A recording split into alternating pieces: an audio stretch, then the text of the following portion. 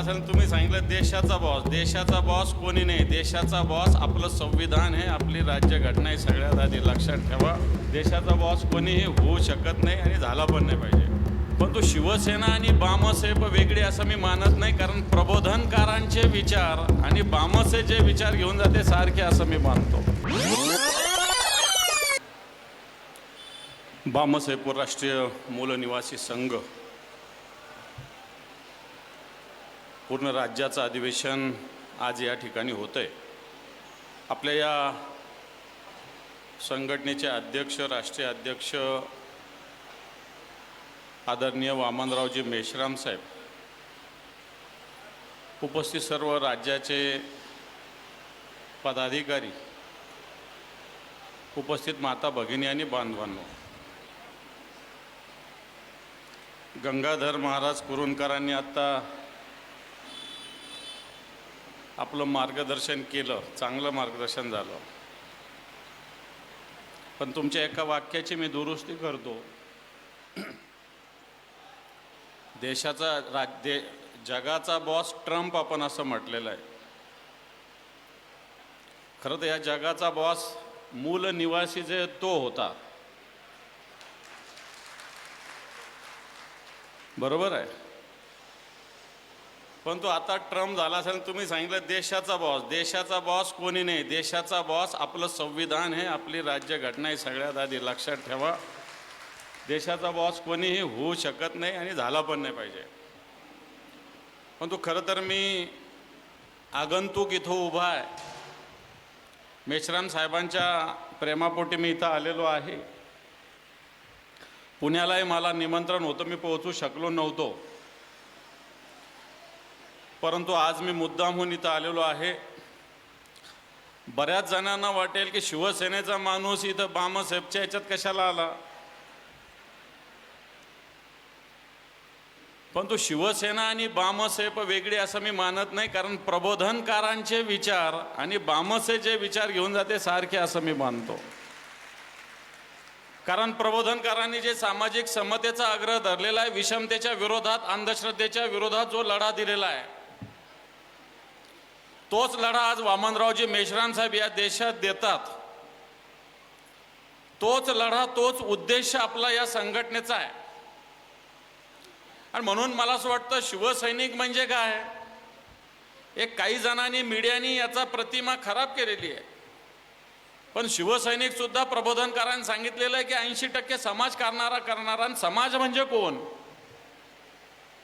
समाज म्हणजे अदानी अंबानी आहे का? समाज म्हणजे आपला दीन दलित दुबळा आपल्या झोपडपट्टीत राहतो, सर्वसामान्य गावात राहतो, तो समाज आहे की अदानी आणि अंबानीच्या मागे लागणारा समाज आहे? मला असं वाटतं हा दीन दलित सर्वसामान्य माणूस हा खऱ्या अर्थानं आपला समाज आहे, आपला घटक आहे, आपला मूल निवासी आहे. आणि म्हणून प्रबोधनकारांनी सामाजिक समतेचा संदेश दिला होता, विषमतेच्या विरोधात लढा दिला होता. फुले शाहू आंबेडकरांचा जो विचार आहे, बिरसा मुंडांचा विचार आहे, पेरियारजींचा जो विचार आहे, वाटतो हा विचार जो आज वामनरावजी मेश्राम साहेब आपल्या माध्यमातून घेऊन जातात, वाटतो तो विचार देशाला आवश्यकता आहे. आज देशामध्ये वेगवेगळ्या पद्धतीनं विचार पेरले जातात. थोड्याशा गोष्टी झाला की देशविरोधी ठरवलं जातं. एखाद्याने पंतप्रधानाविरुद्ध बोललं, एखाद्या मुस्लिमांनी, एखाद्या मागासवर्गीयांनी एखाद्या विरुद्ध बोललं तर त्याला देशविरोधी ठरवलं जातं. अशा प्रकारची स्थिती आज या देशात निर्माण झालेली आहे. म्हणून बांधवांनो, बामसाहेब ही जी संघटना काम करते, मला माहिती आहे आपण कशा पद्धतीनं काम करता, पण तो आपल्या माध्यमातून समाजाचा एक मजबूत पाया, मला असं वाटतं या शक्तीविरुद्ध लढा उभा करण्यासाठी महत्त्वाचा ठरणार आहे. हे समजायची गरज नाही आहे, हे मला वाटतं ही भीती करायची गरज नाही की हे फार मोठे, मला असं वाटतं मोठ्या लोकांना, सर्वसामान्य माणसांनी धारातीर्थी पाडले. एक छत्रपती शिवरायांनी 4 मावळ्याच्या बळावर हिंदवी स्वराज्य स्थापन केलं होतं. आणि म्हणून मला असं वाटतं आज अंधश्रद्धा असेल, अन्याय असेल, अज्ञान असेल, याच्या विरुद्ध वामनरावजी मेश्रामांच्या माध्यमातून आपण लढतो, प्रबोधन आपण करतोय. मला असं वाटतं हा अन्याय, अत्याचार जो सर्वसामान्य माणसावर, मूल निवासीवर, दिल दुबळ्यावर होतो, मला वाटतं त्याच्या विरुद्ध आज विचाराचा संघर्ष, विचाराचा शस्त्र ताकदीनं उभा करण्याची आवश्यकता आहे. काही ठिकाणी हे विचाराचे शस्त्र आपल्यातल्याच लोकांनी समोर टेकून ठेवलेलं आहे. मेश्राम साहेब, आपल्यातल्या लोकांना एक खुर्चीचा तुकडा मिळाला का यांनी सगळं समर्पित केलेलं आहे केंद्र सरकारला, मोदी समोर सगळं समर्पित केलेलं आहे. मग हा तुकडा स्वार्थासाठी वापरला जातो, समाजासाठी वापरला जात नाही. मला वाटतं मेश्राम साहेबांच्या नेतृत्वाखाली समाजाच्या हिताचा लढा आपण देतो. आणि म्हणून मी जास्त बोलणार नाही आहे, पण मी एवढं सांगेल, आपण जे अनेक विषय याच्यात घेतलेले आहे, आपण जे जे विषय घेतलेले ते जर बघितले तर जनगणनेचा विषय पंतप्रधानांनी जाहीर केलं साहेब, ओबीसीचं जनगणना करू. जनगणना सुरू आहे, ओबीसीचा कॉलमच नाही आहे. ओबीसीचा कॉलमच नाही आहे. महिलांच्या खोट्या बाजू घेतल्या जातात, पण इथं आपल्या भगिनी बसलेल्या आहे. आज आपली मुलगी सहजपणे शहरात जायची तर जाऊ शकत नाही, अशा प्रकारच्या भीतीचं वातावरण आज या हिंदुस्थानामध्ये. आज एखादा जंतर मंतरवर आंदोलन करायला जातो तर त्याला गावात येऊन धमक्या दिल्या जातात. काल एक राजस्थानमध्ये एक कार्यकर्ता शाळा बघायला गेला तर त्याला मारहाण केली. अरे शिका, संघटित व्हा. बाबासाहेबांनी सांगितलं शिकण्याची जागा तर नीट पाहिजे, गोठ्यामध्ये शिकण्याची जागा.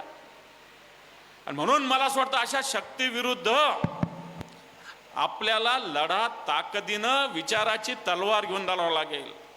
छत्रपती शिवरायांनी एक तलवार घेऊन लढा दिला. डॉक्टर बाबासाहेब आंबेडकरांनी आपल्याला तलवार संविधानाच्या रूपानं आपल्या हातात दिलेली. बांधवांनो, मला वाटतं हीच तलवार आपली महत्वाची आहे, हिची धार महत्वाची आहे. आणि म्हणून माननीय वामनरावजी मेश्राम यांच्या माध्यमातून, यांच्या नेतृत्वाखाली आगामी काळात हा लढा आपल्याला तीव्र करावा लागणार आहे. हा देशभराचा लढा आहे. हा काय फक्त महाराष्ट्राचा लढा नाही, 4-2 लोकांचा लढा नाही. हा खऱ्या अर्थानं सर्वसामान्य दीन दलित दुबळा पिचलेला जो आपला समाज आहे याचा हा लढा आहे. आणि म्हणून मला असं वाटतं या लढ्याला एक पाठिंबा व्यक्त करण्यासाठी, शुभेच्छा देण्यासाठी मी या ठिकाणी आलेलो आहे. आणि मी एवढंच सांगू इच्छितो की मला असं वाटतं ही शिवसेना उद्धवजींच्या नेतृत्वाखालची आपल्या विचाराची लक्षात ठेवा. हेच काम करतं. आम्ही शेंडी जाणव्याचं हिंदुत्व नाही आमचं, हे लक्षात ठेवा. शेंडी जाणव्याचं हिंदुत्व नाही आहे, घंटा बडवणारं हिंदुत्व नाही, अतिरेकेला बडवणारा हिंदू पाहिजे अशा प्रकारचं वक्तव्य शिवसेना प्रमुखाचं आणि उद्धवजींचं आहे.